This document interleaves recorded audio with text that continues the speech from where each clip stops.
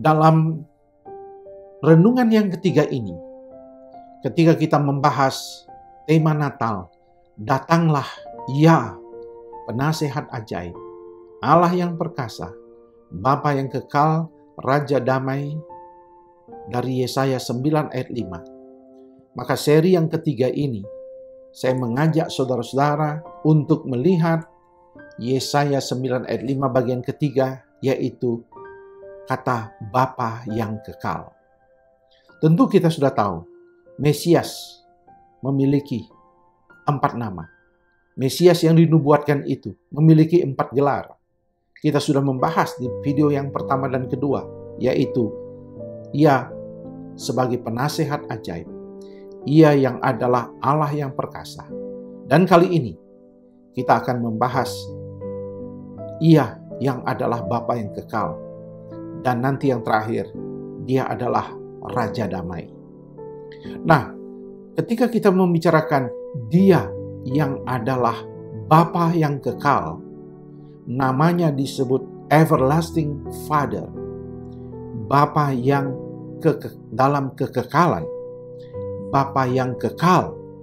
Apakah makna nama ini?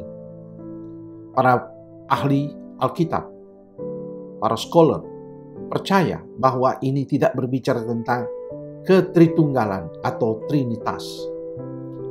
Ada konteks bahasan di Alkitab yang membahas Trinitarian atau ketritunggalan, baik di dalam kitab Yohanes maupun di dalam kitab-kitab Rasul Paulus. Tetapi ketika disematkan, dijanjikan nama Bapa yang kekal sebagai gelar yang diterima, yang diberikan kepada Mesias, yang digenapi dalam Yesus, apakah maksudnya? Tentu maksudnya adalah tentang pemerintahan Mesias. Pemerintahan yang bergelar Bapa yang kekal. Dan itu memiliki minimal 2 makna. Yang pertama adalah pemerintahan Mesias yang dijanjikan adalah pemerintahan kebapaan, fatherly rules. Artinya, pemerintahan itu yang digenapi di dalam Yesus adalah pemerintahan Bapa. Sebagai pembanding, pemerintahan di dunia ini, baik kerajaan maupun presidensial, dipimpin oleh seorang raja atau seorang presiden.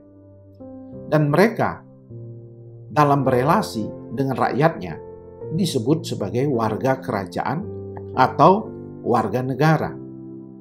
Mereka sebagai warga negara punya hak tetapi juga punya kewajiban. Memang semua harus dilindungi, semua harus diayomi.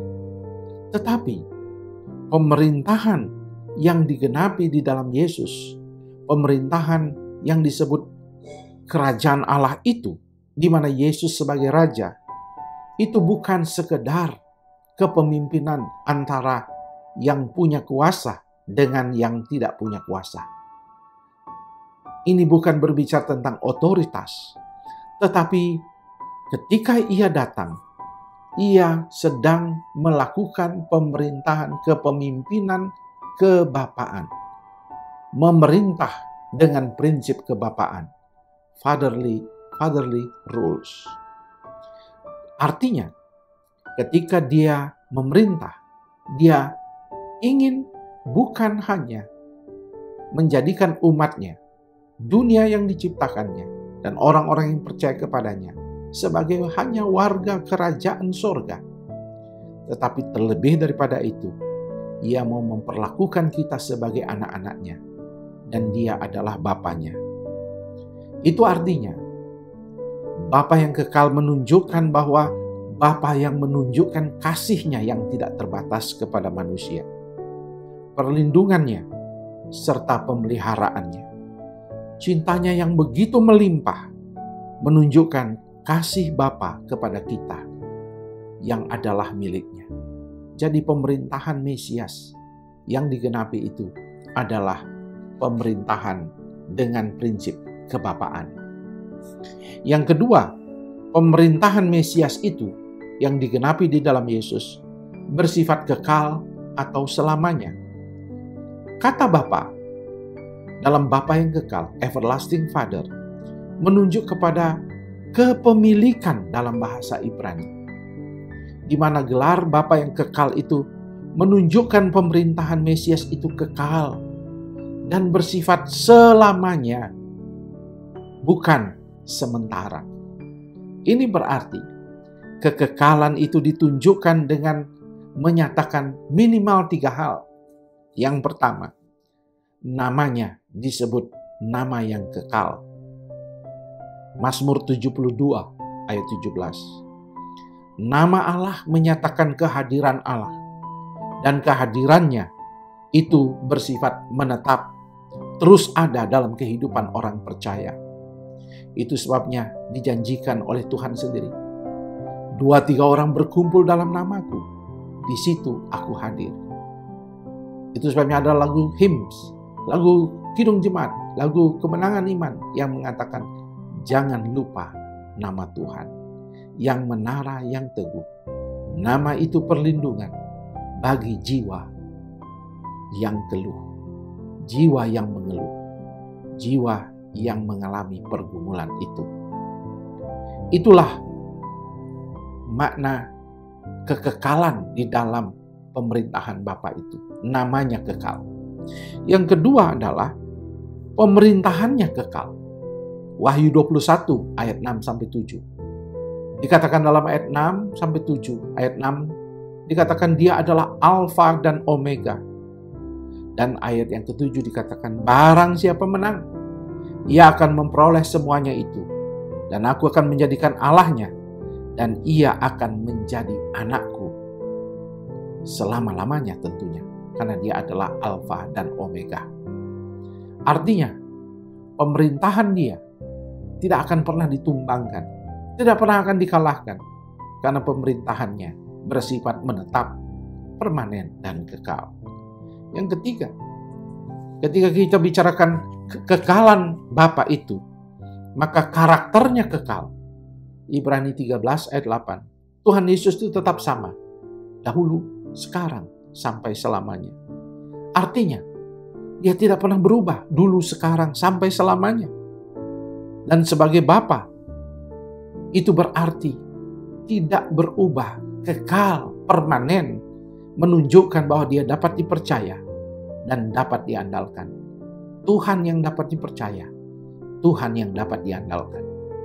Sebagai refleksi, ada 3 refleksi yang saya mau ingin Bapak Ibu Saudara renungkan di masa Natal ini. Yang pertama, sudahkah kita menyadari bahwa relasi antara kita dengan Tuhan kita adalah relasi Bapa dengan anak?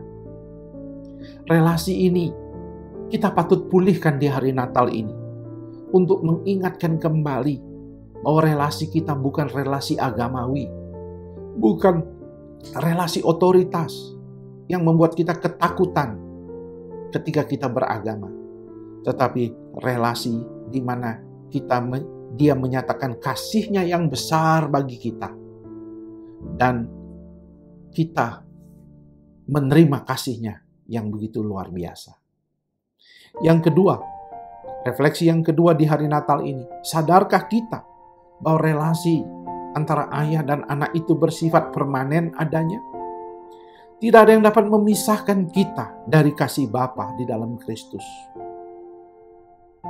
Bisa jadi aniaya menimpa kita, bisa jadi penderitaan, bisa jadi kesakitan dan kesulitan di hari Natal ini. Tapi tidak ada satupun yang seharusnya memisahkan kita dari kasih-Nya. Renungan yang ketiga adalah, percayakah kita bahwa sebagai Bapa, kasih dan pertolongannya tidak pernah berubah? Manusia tidak dapat dipegang janjinya. Kata-katanya tidak dapat diandalkan.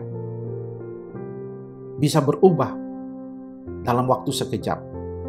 Manusia pada dasarnya tidak dapat diandalkan.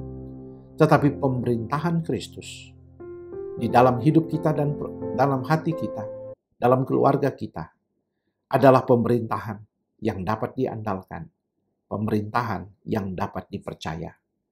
Kiranya Tuhan menyertai kita di hari Natal ini. Shalom.